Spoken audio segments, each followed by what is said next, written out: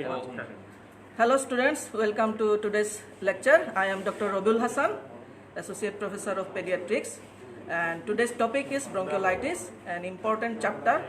It occurs only in children, and without studying bronchiolitis, you should not sit for examination. Okay?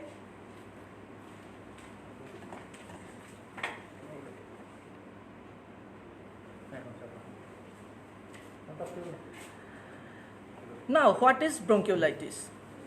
It is an inflammation of the smaller airways like bronchioles caused by viruses. The common viruses are respiratory syncytial virus, which is responsible for more than 50% of cases. Other cases are, that is, other agents are parainfluenza viruses, influenza viruses, adenovirus, rhinovirus, human metapneumovirus, and some cases by mycoplasma. This acute viral infection of bronchioles, almost all infants are infected by the age of 2 years. Remember that it occurs in the children less than 2 years of age. If a baby comes to you with respiratory distress, whose age is more than 2 years, you should not think of bronchiolitis. Okay? And it only occurs in winter and early spring, and also in rainy season. It may occur sporadically and sometimes in epidemic form. Causes are, now already I have mentioned the causes. The most common cause is respiratory syncytial virus, which is responsible for more than 50% cases. Adenovirus, rhinovirus, parainfluenza virus, and there is not mentioned human metapneumovirus. Metapneumovirus is also found nowadays, and sometimes mycoplasma. I am repeating: respiratory syncytial virus, adenovirus, rhinovirus, parainfluenza virus, influenza virus, metapneumovirus, it is not written here, metapneumovirus, and sometimes even mycoplasma. Okay? How bronchiolitis occur? When a baby is infected with virus, it is transmitted to the bronchioles by droplet infection, which is usually carried from family members which affected, and incubation period is 2 to 8 days. Incubation period is 2 to 8 days. After infecting the respiratory epithelium of the bronchioles, there is an inflammatory response occurs, which causes edematous swelling of the bronchioles and increased permeability of the vessels, which causes secretion into the airway.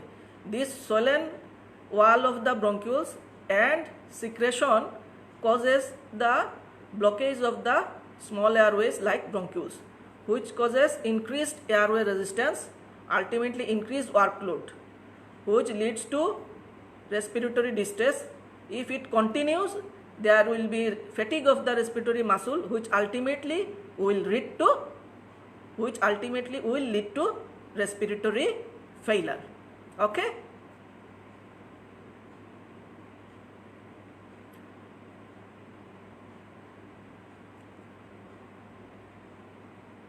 In a nutshell, the viruses causes inflammation of the respiratory epithelium of the small airways, causes edema and exudation, which causes narrowing of the lumen and increases the airway resistance, and ultimately leads to respiratory distress. Okay? Clinical features.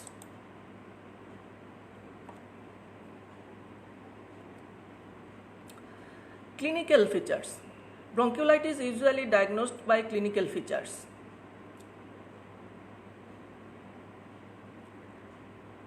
The common presentations are, that is, symptoms or from history, that is, baby's age is less than 2 years.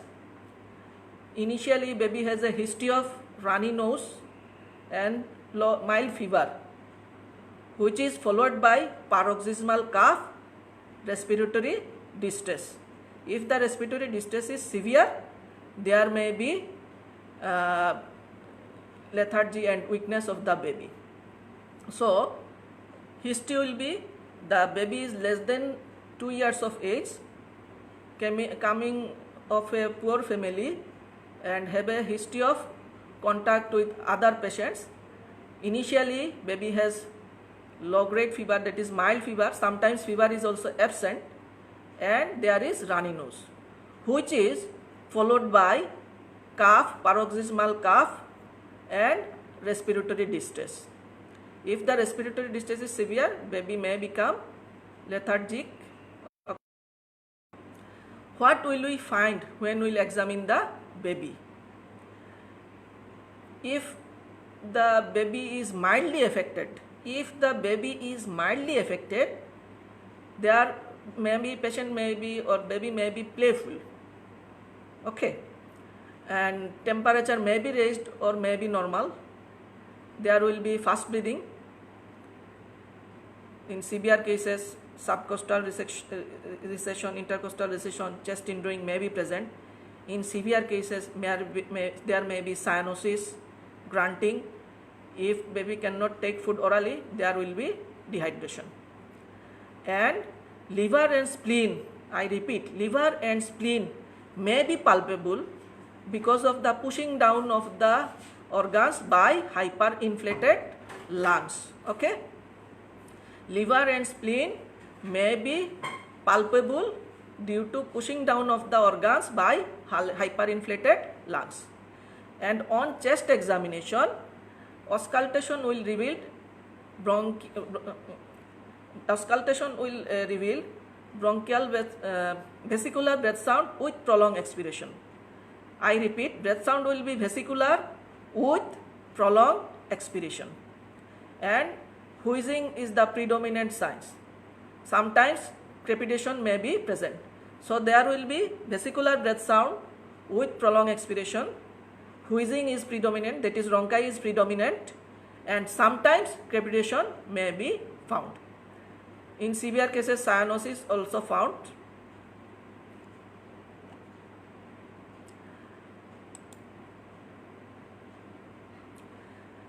I have already mentioned that bronchiolitis is usually diagnosed clinically. Some investigations may be done to exclude other diseases or support the diagnosis.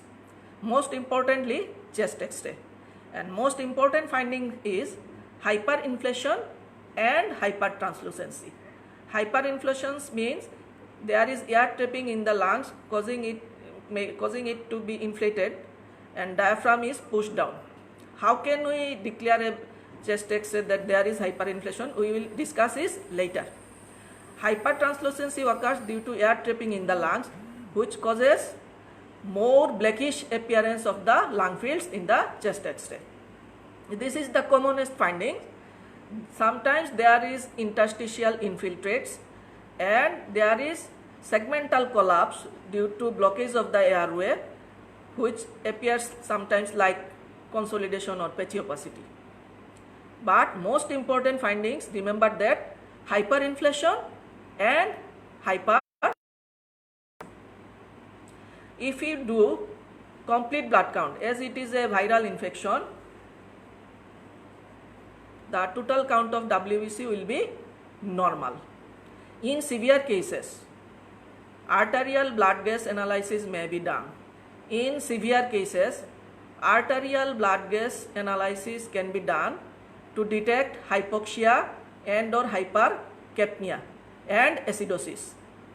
Arterial blood gas analysis can be done in severe cases to detect hypoxia and or hypercapnia and acidosis.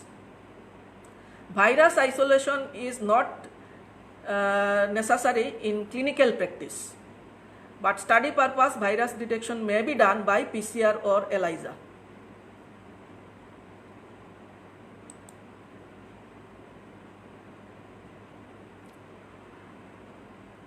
What is the treatment options? Remember that bronchiolitis is a self-limiting viral disease. Mild case may be treated at home and recover spontaneously within the 48 to 72 hours of the onset of the disease. So how will we treat a mild case at home? Mild cases, patient can be treated at home by head up position, breastfeeding and continuing other feeds, clearing of the nose with normal saline, bathing in lukewarm water, and for fever, antipyretic like paracetamol. I am repeating again because it is not written here. Mild cases where patient is alert, active, playful, taking food orally may be treated at home. At home treatment is keeping the baby in head up position, clearing the nose with normal saline drops, continuation of breastfeeding and other feeding. Secondly, bathing of the baby in lukewarm water. And for fever, antipyretic like paracetamol may be given. These are the parts of treatment in mild case at home. But if the baby is lethargic, toxic, unable to take food orally, that is, there is severe case and there is chance of hypoxia, then caregiver or mother should take the baby to the hospital. In hospital setting, patient should be kept in propped up position around a 30-degree angle with neck slightly extended. I am repeating, in hospital, patient should be kept in propped up position around 30-degree angle from the bed with neck is slightly extended to keep the airway patent. Oxygen should be given either by face masks or nasal prongs or nasal cannula to maintain the oxygen saturation more than 95%.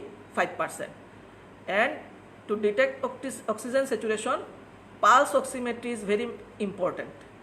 It shows the percent saturation of oxygen. It is written as SpO2. Okay?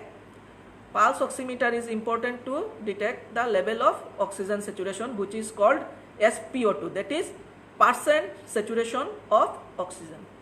So positioning of the baby, oxygen, it is the most important thing because hypoxia causes the damage. Keeping the airway clean by nasopharyngeal suction. Nutrition and hydration should be maintained by IV fluid. Nutrition and hydration should be maintained by IV fluid or NG feeding. IV fluid may be given by 10% dextrose with 0.02 to 5% sodium chloride or NG feeding. For fever, antipyretic paracetamol may be given.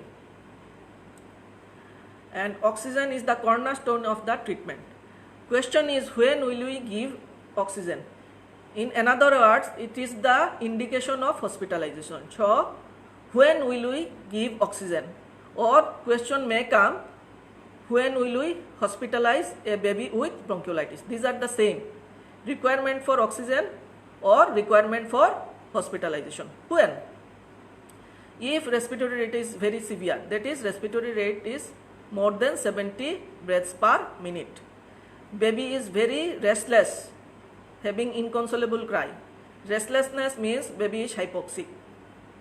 Cyanosis, grunting, if pulse oximeter shows SpO2 less than 95%, that is percent saturation of oxygen is less than 95%, indicating hypoxia. Severe chest indwelling, unable to drink or take food orally, apnea. These are the points which indicates for necessity of oxygen and necessity for hospitalization. So, in hospital, we will keep the baby in propped up position, nasopharyngeal suction, oxygenation, adequate hydration and nutrition, and for fever, antipyretic. Nebulization may be done. Nowadays, 3% sodium chloride. I repeat, it is not written here. Nowadays, nebulization is usually done with 3% sodium chloride or normal saline. Clear? Nebulization is done with 3% sodium chloride or normal saline. Please write down it. In a patient with bronchiolitis, nebulization is done with 3% sodium chloride solution or normal saline. Rule of bronchodilators, that is salbutamol, is controversial. If baby has atopic disease or family history of atopic disease like asthma, nebulization with salbutamol may be done. If the baby has atopic disease or family history of atopic disease, nebulization with salbutamol may be given. Otherwise, bronchodilators have poor response. Clear? There are also some studies regarding use of epinephrine and steroid, but role of epinephrine and steroid is also controversial. In severe cases, dexamethasone may be used for short duration. In severe cases, dexamethasone may be used for shorter duration. And what is the role of antiviral drugs? As bronchiolitis is a self-limiting disease, antiviral drugs are usually not required. In certain cases, ribavirin may be used. Please write down. Antiviral drug is not routinely required. In certain cases, ribavirin may be used. But when? If the baby has chronic lung disease like bronchopulmonary dysplasia or cystic fibrosis. If the baby has chronic lung disease like bronchopulmonary dysplasia or cystic fibrosis, or baby has complex congenital heart disease or heart failure, or baby is immunocompromised. In that cases, ribavirin may be used in inhalational form. Clear? And if all these measures fail, if baby goes in respiratory failure, then baby needs assisted ventilation or continuous positive airway pressure, that is CPAP. It is not mentioned here, but please write down. In severe cases, that is 2 to 7% cases of baby, that is 2 to 7% of cases of baby may require mechanical ventilation who goes into respiratory failure. In that case, CPAP may be given, that is continuous positive airway pressure, CPAP, that is continuous positive airway pressure, or sometimes assisted ventilation, and it is required when baby goes into respiratory failure. Clear? Another thing is that this disease is contagious, so if possible, baby should be kept in isolation from others baby. In that case, baby should be kept in isolation from others baby. Clear? And mask should not be used by other patients. Oxygen masks or oxygen cannula or mask of the nebulizer should not be used by other babies. So, I am repeating the treatment in the hospital. That is propped up position around a 30-degree angle from the bed with neck is slightly extended, clearing of the nasal cavity by nasopharyngeal suction to keep the airway patent, and oxygenation. It is the most important treatment for bronchiolitis.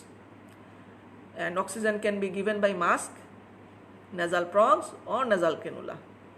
And when oxygen is required, that is if the respiratory rate is 70 breaths per minute or more, irritability or inconsolable cry, cyanosis, grunting, if pulse oximeter shows percent saturation of oxygen, that is SpO2 less than 95%, severe chest hindering or baby is unable to drink or there is apnea, then oxygen is required. Nebulization is done with normal saline or 3% sodium chloride. I am repeating, nebulization is done nowadays with 3% sodium chloride or normal saline. It is not written here, please write down. And role of broncholyte dilators, that is salbutamol or ipratropium bromide, is controversial. Bronchodilation may be given by salbutamol if the baby has family history of atopic disease. And role of steroid or epinephrine is also controversial. In severe cases, steroid may be given as injection dexamethasone, or some authorities give prednisolone, but there is conflicting studies. As it is a viral disease, there is no role of antibiotic. As it is a viral disease, there is no need of antibiotic. If we suspect secondary bacterial infection, then antibiotic may be given. So when will we suspect secondary infection? If the baby is toxic, there is sudden rise of temperature, if the chest X-ray shows patchy opacity or consolidation, or if the total count of WBC is more than 15,000 per cubic millimeter of blood. If these parameters are present, then we shall consider, or we will consider for antibiotics. I am repeating, if the baby is toxic, lethargic, there is sudden rise of the temperature, or chest X-ray shows patchy opacity or consolidation, or total count of WBC shows that is more than 15,000 per cubic millimeter of blood, then antibiotic may be considered. And antiviral drug is not routinely used. Ribavirin may be used in special cases like chronic lung disease, complex congenital heart disease or heart failure, or if the baby is immunocompromised.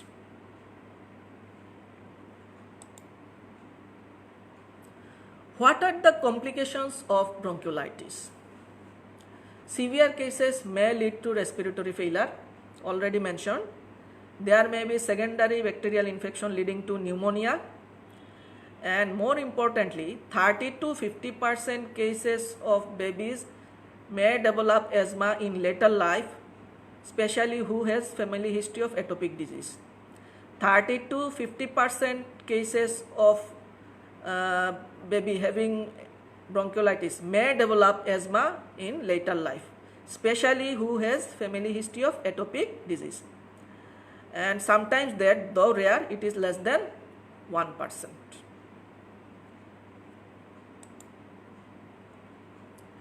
There are certain risk factors which increases the chance of bronchiolitis in children.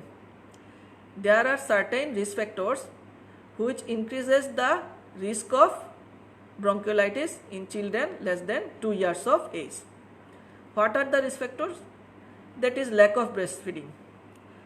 As breastfeeding provides immunity, lack of breastfeeding causes the babies more vulnerable to infection like bronchiolitis. Passive smoking. Smoking causes injury to the respiratory epithelium, so there is more chance of the having diseases like bronchiolitis. Passive smoking, either by father or mother.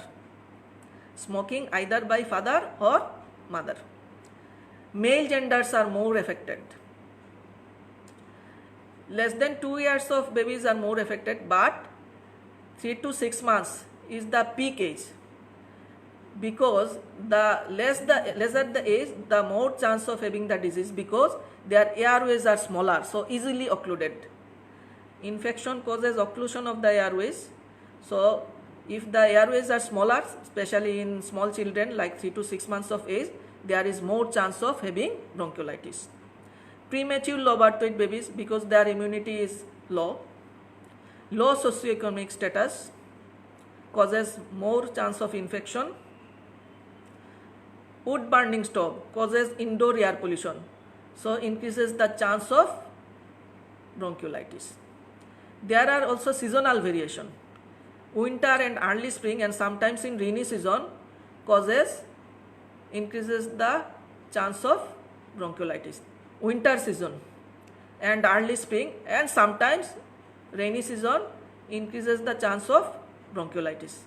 I am repeating, winter season or early spring. Overcrowding is also a risk factor, because it increases the chance of transmission of the disease from the other infected child to the babies. So these are the risk factors, that is lack of breastfeeding, passive smoking, male gender, age, that is 3 to 6 months, premature low birth weight babies, low socio-economic status and overcrowding, wood burning stove which leads to indoor air pollution, and seasonal variation. It is not written here. Winter and early spring is the most important season for bronchiolitis.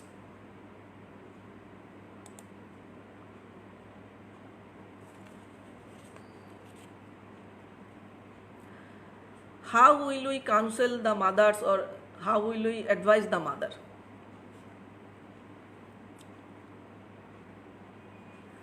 We should tell that is counseling or advice to the mother, that it is bronchiolitis. It is not pneumonia. It is self-limiting disease, especially mild cases. It begins to recover within 48 to 72 hours of the beginning of the illness. Breastfeeding should be continued along with other feeding. Frequent hand washing is necessary. Cough may persist for 2 weeks or more. Avoid smoking.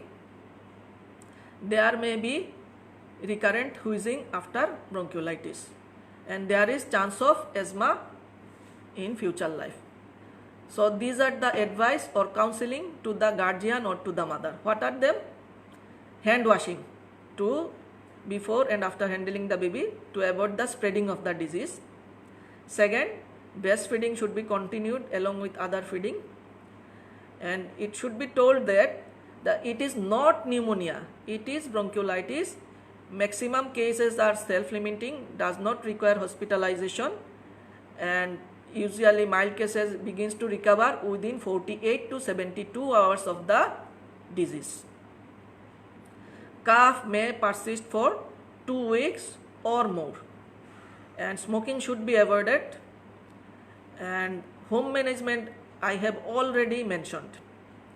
And when to return to the doctor if a baby is already in home management.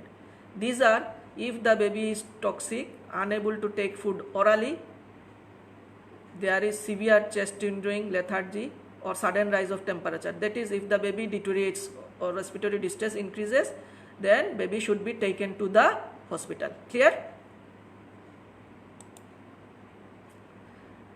That is when hospitalization. Toxic, unable to drink, respiratory rate is increasing, hypoxia. In other words, when oxygen is necessary.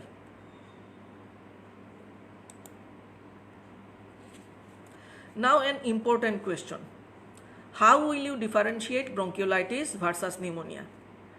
Usually I tell this after taking the lecture class of pneumonia, but still now I am giving a nutshell between difference of bronchiolitis and pneumonia.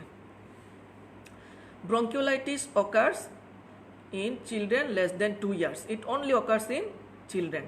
But pneumonia can occur at any age. I am repeating, bronchiolitis occurs less than 2 years of age, but pneumonia occurs at any age. Secondly, bronchiolitis has mild fever or there is absence of fever. Pneumonia have high fever.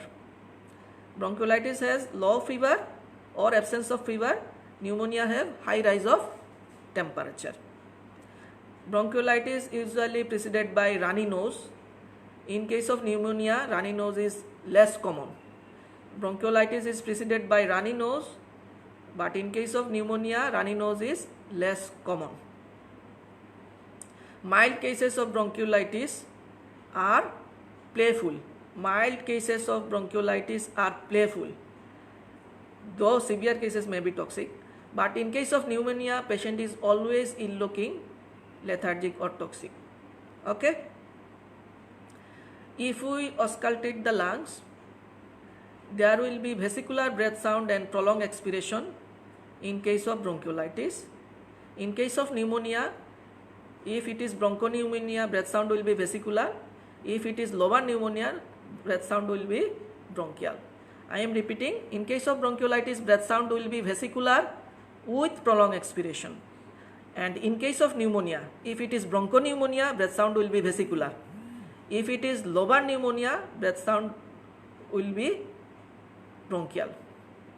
And added sound, in case of bronchiolitis, wheezing or rhonchi is the predominant findings. Wheezing or rhonchi is the predominant findings in bronchiolitis, and crepitation is less common. But in case of pneumonia, crepitation is more severe, wheezing or rhonchi is less common. That is vice versa. Bronchiolitis has more rhonchi or wheezing and less of crepitation, but in case of pneumonia, crepitation is more and wheezing or rhonchi is less common. Okay? And chest X-ray shows hyperinflation and hypertranslucency in case of bronchiolitis. In case of pneumonia, chest X-ray shows patchy opacity or consolidation. Okay?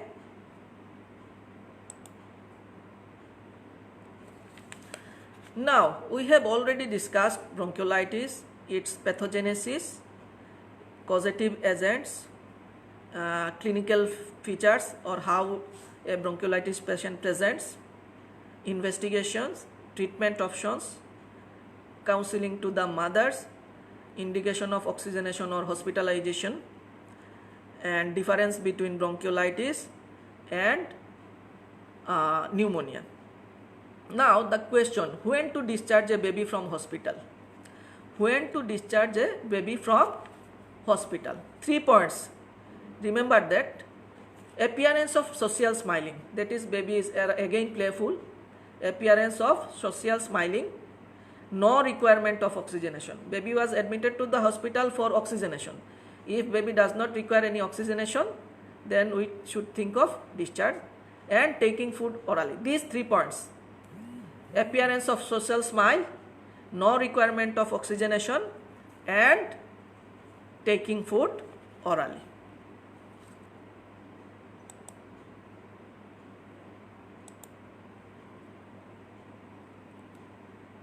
Now we will discuss about some other points.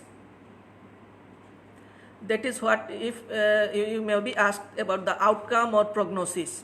Actually, I have already discussed it during the advice to the mother. Outcome is excellent or prognosis is excellent because it is a self-limiting disease. Maximum cases can be treated at home and recover spontaneously within 48 to 72 hours of the onset of the disease. But death may occur less than 1% of cases where there is respiratory failure and not treated adequately. There is chance of death, but it is less than 1%. 2 to 8% cases of patient may develop respiratory failure. 2 to 8% of patient may develop respiratory failure who requires treatment in the ICU with CPAP or mechanical ventilation. And importantly, 30 to 50% of patients may develop asthma in later life especially who have family history of atopic disease. These are the outcome or prognosis. Next question is, how can we prevent bronchiolitis? It is not mentioned here. How can we prevent bronchiolitis? As bronchiolitis is a contagious disease, frequent hand washing is necessary to prevent transmission of the disease to others baby. So, frequent hand washing, isolation of the baby from other children, that is frequent hand washing number 1. Number 2, isolation of the baby from the other children. Continuation of the breastfeeding. Continuation of the breastfeeding. And prevention of indoor air pollution. So, passive smoking should be avoided. Wood burning stove, if possible, should be changed. So, I am repeating: hand washing, isolation of the baby, breastfeeding to improve the immunity, and passive smoking should be avoided, and wood burning stove should be changed if possible to avoid indoor air pollution. There are also some vaccine which provide passive immunity. These are the respiratory syncytial virus intravenous immunoglobulin. Number 1, passive immunity can be provided by vaccine like respiratory syncytial virus intravenous immunoglobulin, that is RSV IVIG. RSV IVIG. I am repeating, respiratory syncytial virus intravenous immunoglobulin. It is given IV. There is also a monoclonal antibody, name is Palivizumab, Palivizumab,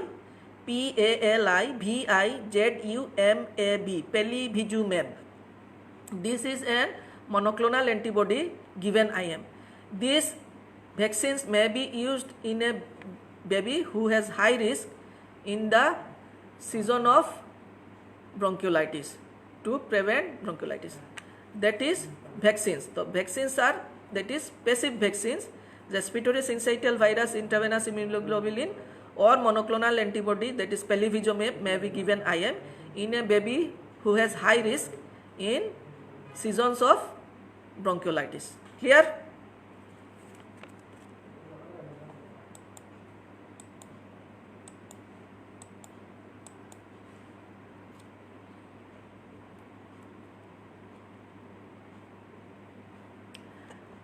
This is the airway of the baby. Droplet infection carrying the droplets carrying the organism enters the airway, reaches the smaller airway like bronchioles, and inflammation occurs. And inflammation causes edematous swelling of the airway and secretion of the fluid into the bronchiole, causing narrowing and increased workload of breathing and ultimately leading to respiratory distress. Another question was, how will we understand hyperinflation? Hyperinflation can be detected if the right dome of the diaphragm lies below the anterior end of the sixth rib, that is first rib, second rib, third rib, fourth rib, fifth rib, sixth rib. If the right dome of the diaphragm, it is a very important question, please remember. It is a very important question, please remember. If the right dome of the diaphragm,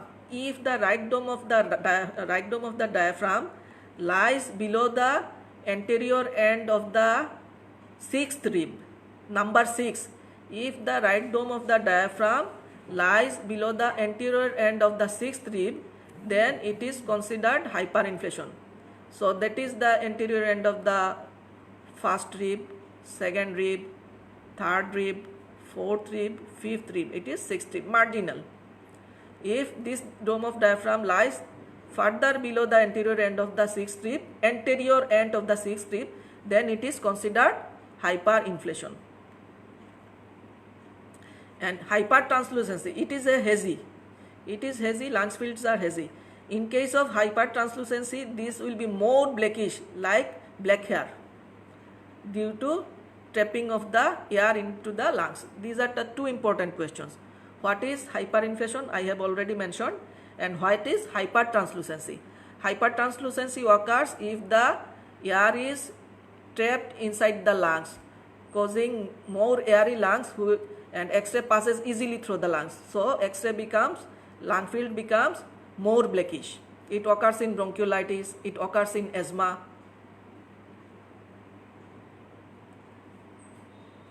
So, I am repeating the lecture in a nutshell, and it is very important.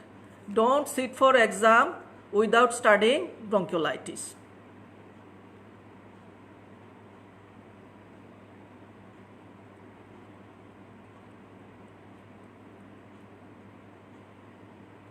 So, already we know that bronchiolitis is a viral infection of the bronchioles, that is smaller airways, and children of less than 2 years are infected. If a baby presents to you with respiratory distress whose age is more than 2 years, don't think of bronchiolitis. Commonly occurs in winter, that is also a risk factor I have already mentioned, and sometimes in rainy season. One thing I have forgotten to mention, differential diagnosis. Please write down differential diagnosis. if a baby have respiratory distress, any disease which causes respiratory distress and cough may come into the differential diagnosis of the bronchiolitis. So differential diagnosis are pneumonia, asthma, please write down, pneumonia, asthma, congestive cardiac failure, foreign body inhalation, pertussis, gastroesophageal reflux disorder, foreign body inhalation. These are the common differential diagnoses. I am repeating: pneumonia, asthma, heart failure, pneumonia, asthma, heart failure, foreign body inhalation, pertussis, gastroesophageal reflux disorder. Okay?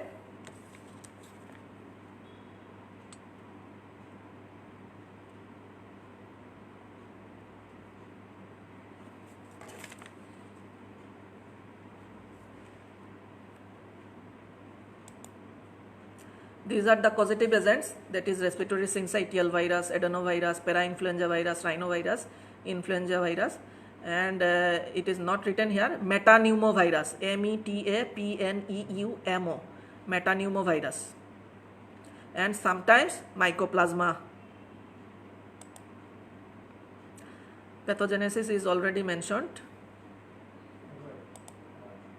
Clinical features, that is patient's baby is less than 2 years of age, having history of runny nose and low fever or absence of fever, which is followed by paroxysmal cough and respiratory distress and wheezing. And on examination, patient may be playful in mild cases. In severe cases, there may be cyanosis, fast breathing, chest indrawing. Spleen and liver may be palpable due to pushing down of the organs by hyperinflated lungs. Dehydration may be present if patient is unable to take food orally. And key criteria for suspecting bronchiolitis are age less than 2 years. I am repeating, age less than 2 years, history of runny nose and low grade fever, cough and wheezing. So age less than 2 years, history of runny nose and low grade fever followed by cough and wheezing, and chest X-rays showing hyperinflation and hypertranslucency.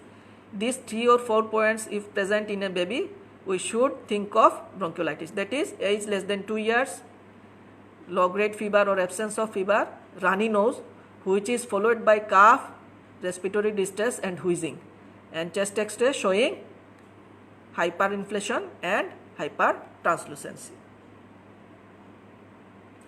Examination of the baby may show cyanosis, fast breathing, chest indrawing, lethargy, grunting, and examination of chest shows vesicular breath sound with prolonged expiration. I am repeating, vesicular breath sound with prolonged expiration, and wheeze or rhonchi is predominant. Sometimes crepitation may be present. Chest X-ray, complete blood count are commonly done. Chest X-ray findings are hyperinflation. Hyperinflation is detected when right dome of diaphragm lies below the anterior end of the sixth rib. When right dome of the diaphragm lies below the anterior end of the sixth rib. And hypertranslucency means increased blackishness of the lung fields. Complete blood count shows WBC count is normal, within normal limit. Severe cases, arterial blood gas may be done to detect hypoxia, hypercapnia and acidosis. Virus detection is not routinely done in clinical practice. It is only for study purpose.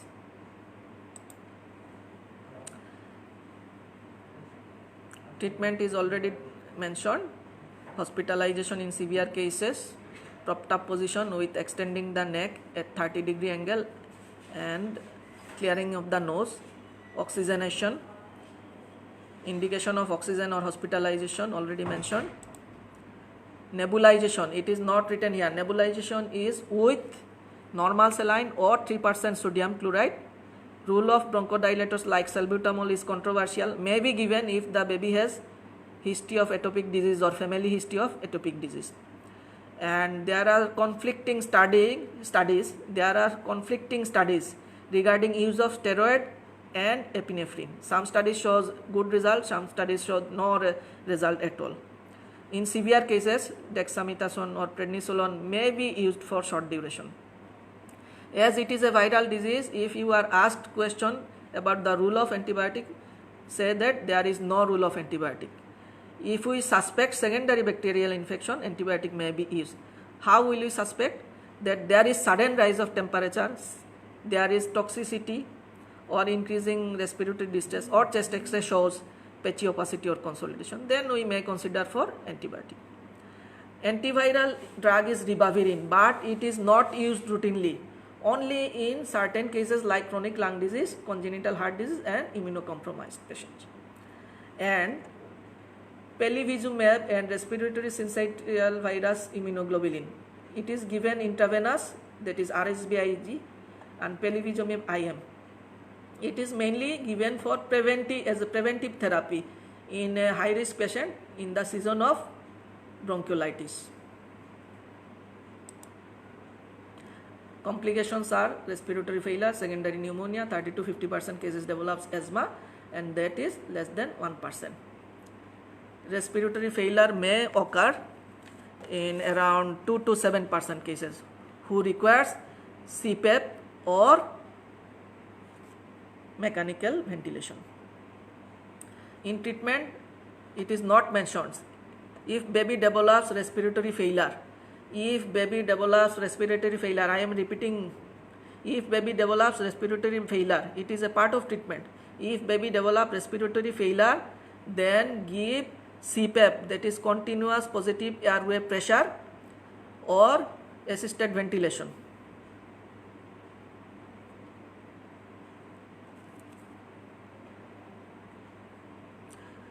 And treatment of mild cases I have already mentioned, that is propped up position or head up position, clearing of the airways with normal saline drop, bathing in lukewarm water, continuation of breastfeeding, and that is for fever, antibiotic like paracetamol.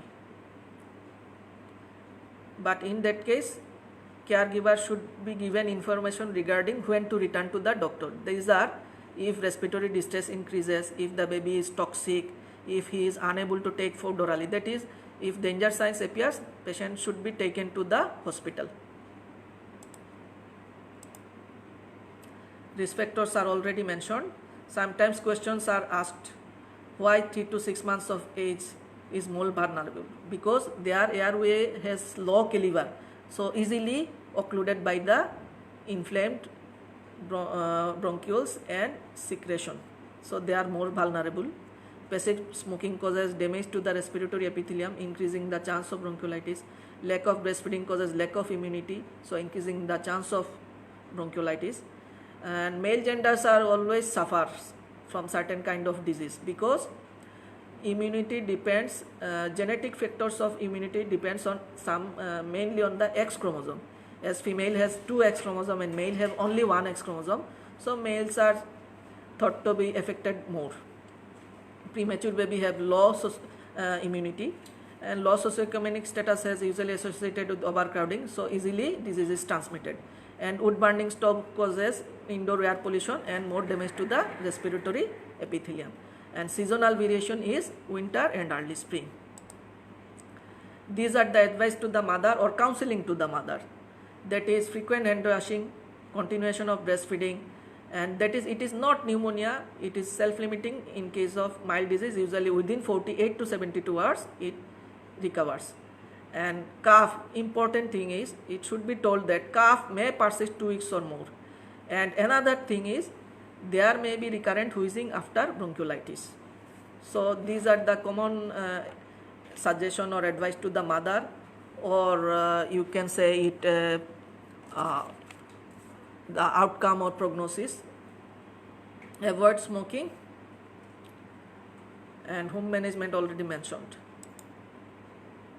when to return to hospital, and difference between bronchiolitis and pneumonia is also already mentioned. Sometimes question asked, what are the causative agent of respiratory bronchiolitis? Common questions. What are the difference between bronchiolitis and pneumonia? Very, very important. Sometimes question was asked, a baby came to you whose age is 6 months of age, having cough, who is runny nose, baby is alert and active. Then it should be the diagnosis should be the bronchiolitis. 4 points should be remembered for diagnosing of bronchiolitis. Age less than 2 years. Baby has history of runny nose and cough, which was followed by respiratory distress and wheezing. In mild cases, baby may be playful, and chest X-ray shows hyperinflation and hypertranslucency. So if these points are present, then you should diagnose the case as bronchiolitis. This is the end of the lecture. Please study the lecture along with your books. I think will be benefited from this. Thank you for patient hearing.